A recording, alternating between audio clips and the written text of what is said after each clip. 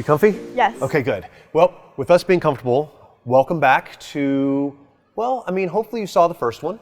Right. It was fun. Yeah. I guess we'll do introductions, but not the full introductions because who we are, we said in the first one. So it makes you, if you haven't seen the first one, go back and watch it. But I'm Jason Dallas, and joining me is Bella Rosé. very, very nice. I guess, you know what, you're right. We could just go by first names now. Yeah, because you should have watched the first show.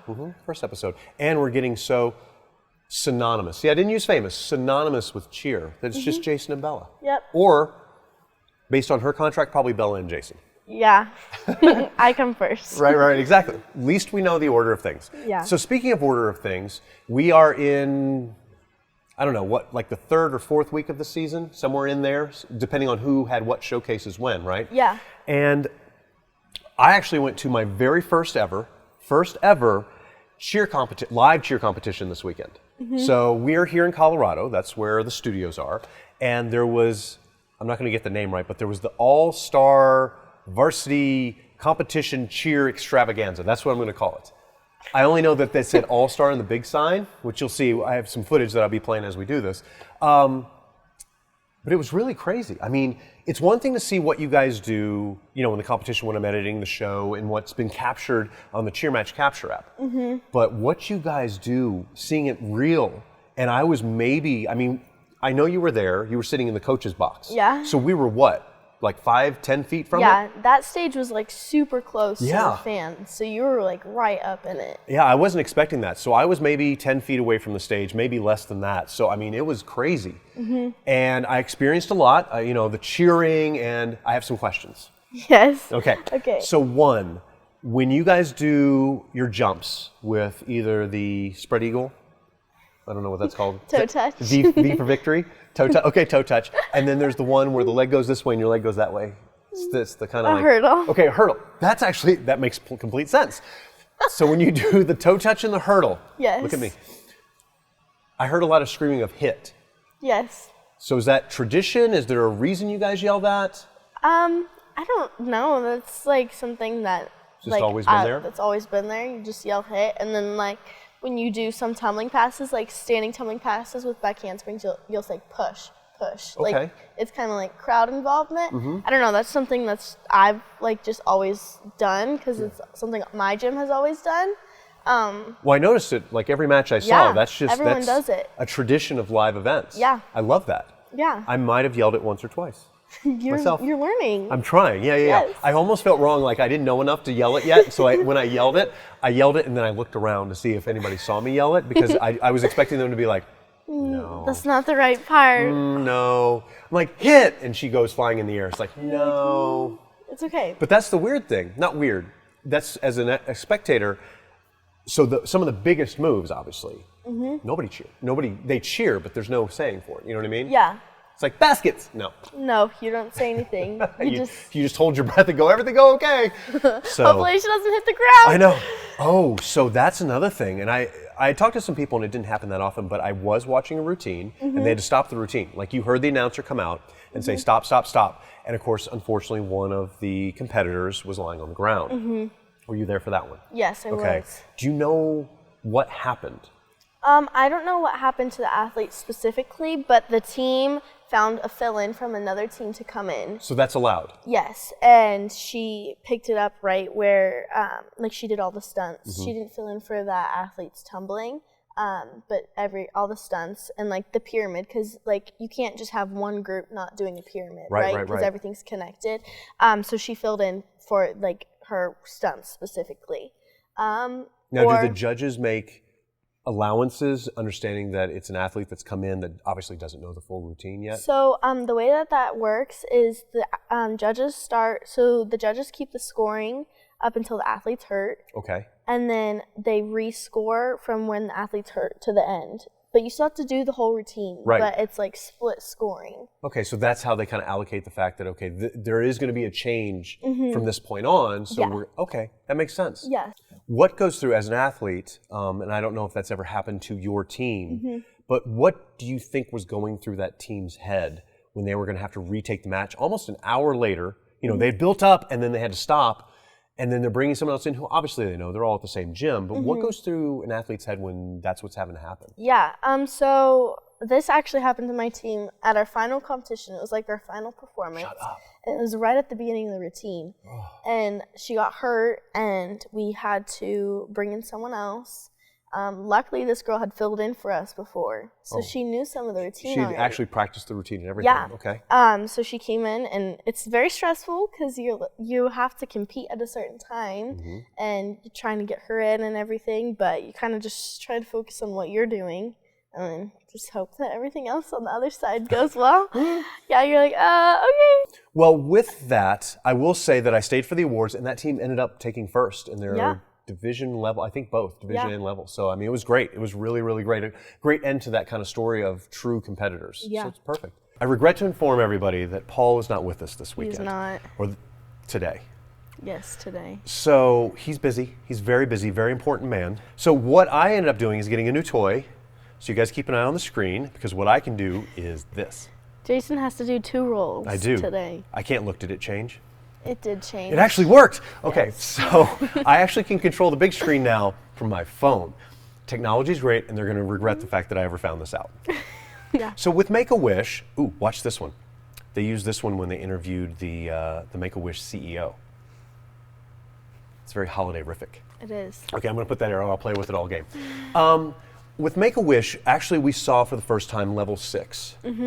Now, level 6 and level 7, there's a level 7 as well? Yes, there is. What are the big deals about level 6 and 7?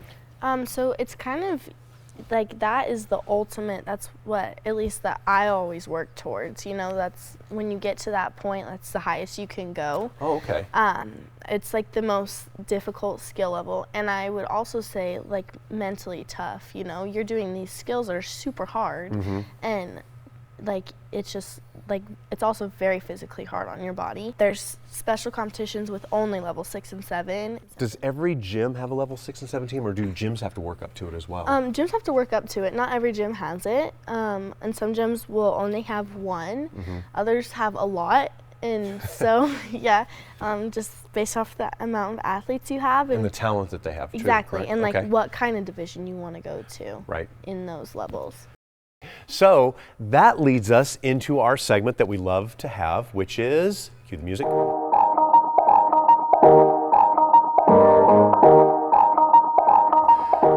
But in case you guys missed it, we did have the Make-A-Wish CEO from local Colorado chapter come and interview with Crystal. Now, I know you were busy as well, so and Yes. if you guys happen to be busy, or once again, you know, we're at a competition, which happens over the weekends, or just, you know, had a date.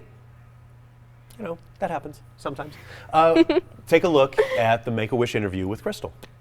We are here with Scott, President and CEO of Make-A-Wish Colorado. Thank you so much for being here today. Yeah, thanks so much for having me. We are so excited to be partnering with you guys. And why don't you share a little bit about the history of Make-A-Wish and everything that they've done right here in Colorado? Yeah, for sure. So I've been a part of Make-A-Wish for about the last 2.5 years, and it's such an amazing organization.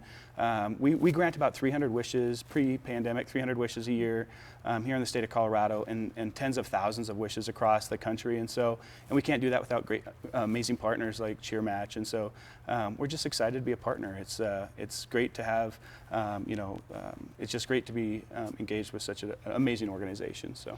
You mentioned that partnership. What has it been like to be able to partner up with Cheer Match and all these all-star cheerleading organizations to be able to do something so big like this? It's awesome. I always say every wish is just one partner away or one phone call away. And so when you expand, our reach to all of the cheer folks across the country, and they're so enthusiastic about what they do, and when we get to get that enthusiasm for Make-A-Wish, it's just special sauce, and it just makes an amazing partnership. So we're excited to be a part of it. Special sauce takes it to the next level. Exactly right. I won't try to bring out some cheerleading moves or anything like that. But if there's anybody else out there, whether it's an individual or an organization, how can they be part of Make-A-Wish? Yeah, it's super easy. Actually, wish.org, they can just Google Make-A-Wish. There's 59 chapters across the country, and even for those that are watching across the world, right, there's chapters of Make-A-Wish across the world. And so it's easy to engage. Sometimes it's just as easy as just saying, hey, can you help us find someone that has, a background in helping us do a makeover for a kid or whatever it is. So there's so many ways to engage, and it's super easy to find us. And so actually, going back to my toy, we have in case you missed it, it's the only way to say it, we have the donation total as I will find it there. Did it work? It worked. Hey, so what do we have? $26,405. I just want to say, if you're watching and you participated in Make-A-Wish, thank you very much. That's a great total. Yes. Yeah. Now we come to, it's about next match. Now, next match isn't going to happen till, it feels weird to say, next year, Yeah, my goodness. January. 2022. I tell you, so let me do this. Boom. Nope, didn't work. Oh, yeah, it did. It did. Okay, good.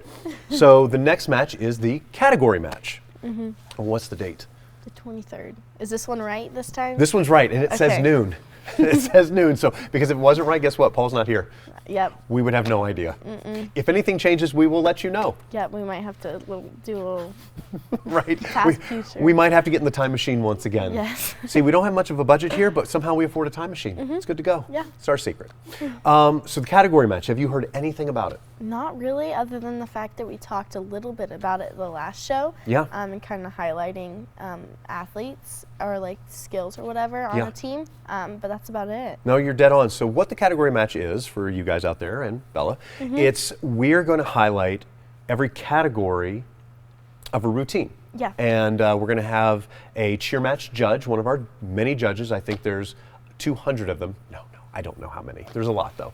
And they're going to come and describe like what makes that category, why it became a category, and then out of the teams, who's done it well. Best, everybody does it very well, but who maybe stood out from the crowd Okay. in that match, and they're really going to describe it. So There's probably like categories within that too. yeah, I'm sure there Yeah. are. Once again, don't listen to me. I don't know. I don't know. But that's why we're bringing a judge, because I don't think the hosts know either. But the great thing about that match, and this is an announcement here, there's a lot of people that don't even know this yet, we're actually going to tune in. No, we're not going to tune. You should tune in, because we're going to actually do the history of cheerleading. And not just cheerleading in general. We want to know where cheerleading came from, but the history of all-star cheerleading. Yeah. And there was a first team, and there was a person who developed it, and how long it's come, and scoring changes, and all this sort of stuff. We're going to try to cover a lot of it with the category match.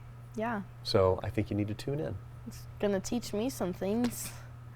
She's never said that before, so this is a new thing. This is a new thing, because usually I'm I'm the never one gonna learning. say that again. It's Right, a right, one-time right. thing. I get it. So in case you guys happened to see the show, but once they said goodnight, you turned it off. Turned it off. You shouldn't have. There Not was one a bit. post-credit scene. There was. Yes. If you didn't notice, Nate, and actually we'll show the footage here, Nate wasn't there for the final scene. And where he was, well, you know what, we're going to roll the footage and you take a watch. Does anyone see Nate? Oh, yeah, he said he had to go to some shoe sale. Yeah. So That Nate. tracks. So Nate. That tracks. All right, that's going to do it for us tonight, everyone. Good night.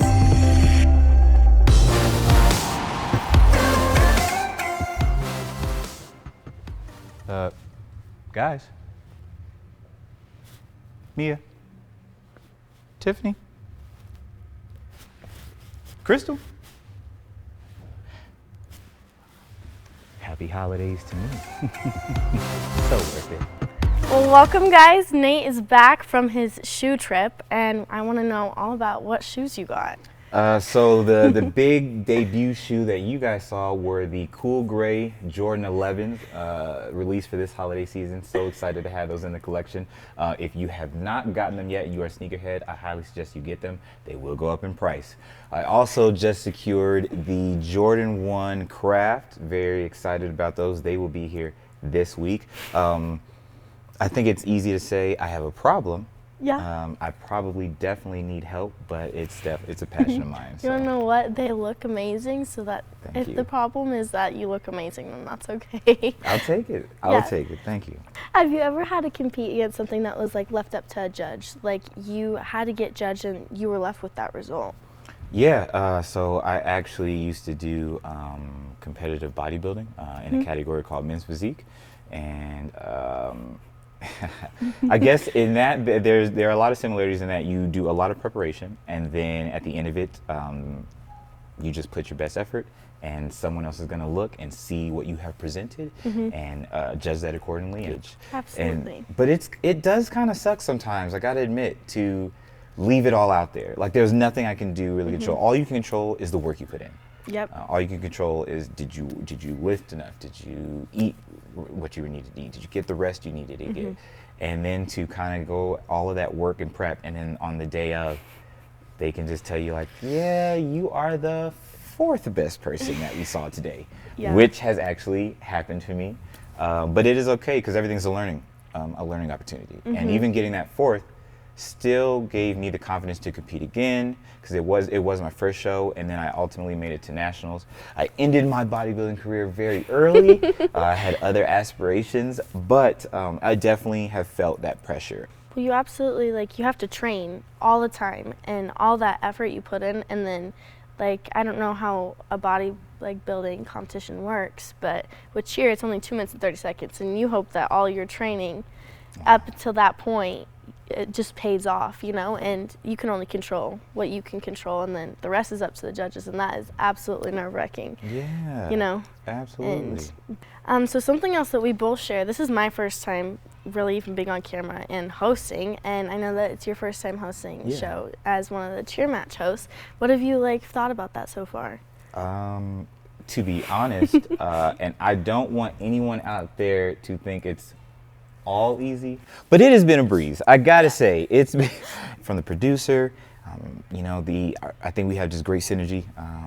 He's always coming up with like awesome ideas, and it's very easy to just be like, yeah, I'm game. Yeah. The other co-hosts are incredible, not just professionally and just the talent level, but they're also just super nice and very supportive. And so when we kind of on the behind the scenes, when we're prepping for the day's show, it's really easy to work with them. It's really easy to gel and just pick up off each other and bounce ideas off each other. To be honest, just I hope it appears this way, but I'm having a blast. Yeah, well, you get to learn so much new stuff and also be yourself and be with amazing people. Yes. Oh, and a side note, they let me wear any of my shoes, and that is just that's the cherry on top. It is. It really is. You even got a special feature at the end, the post-credit scene with your new shoes. I'm so grateful. I'm so grateful. So, Jason, is there anything else you would like to ask Nate? I can get my microphone on. So, one, I guess I would say, Nate, thank you for coming by. Appreciate it. Having me. Our little show needs all that it can get as far as content and whatnot. And to have the bigger hosts of the show come and find us, it's, you know, we learn and we watch you. It is an honor. It is an honor. I guess I could say is, well, you know, what have you seen or what have you thought about hosting? You know? Goodness, it's something completely different and definitely outside of my comfort zone. I kind of said that on the Make-A-Wish cheer match. Right. Just being able to even just like listen to your experience and learning off of that, but then also just trial and error and going through it. And yeah, it's been so much fun though. Perfect. Well, guys, Nate, I can't thank you enough for coming in. Thank you so much, Thank sir. you. Thank you Thank so As you. always. Thank you. A pleasure. Yes. Guys, happy holidays. This is us. I don't know when they're going to air this, whether it's going to be before Christmas, before New Year's, or after. So happy holidays, happy New Year, and welcome to the new year, depending on when they air this program. So thank you, guys. Thank you. And we will see you again right back here on After the Show Show. Bye.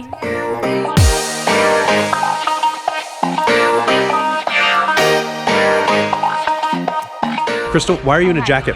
Because it's a little chilly in here. Just a smidgen. Thank you. Then you need to come stand by the fireplace. Mia? And get toasty. Why are you in a jacket?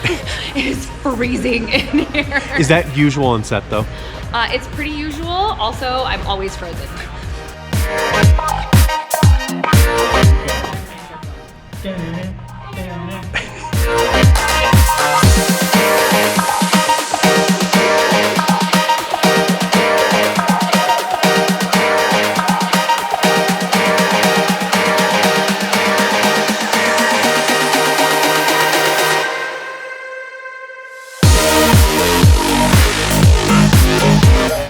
I don't know how to take a proper selfie. I don't know.